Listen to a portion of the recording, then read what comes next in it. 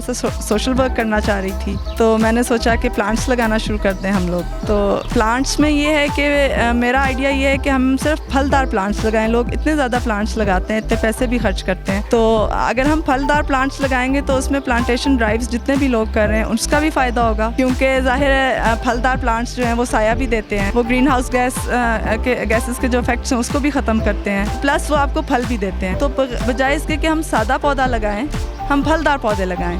तो इसके लिए मैं गवर्नमेंट का वेट नहीं करती कि वो आएँ और स्टेप लें, मैं लोगों का वेट नहीं करती कि वो आएँ वो स्टेप लें। हम एक दूसरे को कहते हैं कि वो करे, हम खुद क्यों नहीं करते, हम खुद क्यों नहीं खड़े होते। मेरा ये मैसेज है कि हर पाकिस्तानी अगर एक फलदार दरख्त उगाए तो फिर आप देख लें कितने हमारे मुल्क में फलदार दरख्त लग जाएंगे। और कोई भी सिर्फ फलदार दरख्त नहीं, हर पाकिस्तानी सिर्फ कोई भी एक चीज़ सोशल वर्क की अपने मुल्क के लिए कर ले, तो फिर हमारे मुल्क को किसी ना एड की ज़रूरत है, ना ही हमें कर्ज़ों की ज़रूरत है। हमें अपने लिए खुद खड़े होना चाहिए। मैं चौधरी मोहसिन गुजर, एग्जीक्यूटिव मेंबर कोरंग टाउन। आज अल्हम्दुलिल्लाह हमारे एक रिहायशी ने ये चंद पौधे कोरंग टाउन में गिफ्ट किए हैं। हमारे तमाम जो बाकी रिहायशी हैं उनको भी ये चाहिए कि थोड़ा सा ये ख्याल किया करें, हमारे टाउन के बच्चे या कहीं जो पौधे ख़राब करते हैं, कोई भी भाई हमारा पौधा ख़राब ना करे, बल्कि ज़्यादा से ज़्यादा पौधे लगाए जाएँ।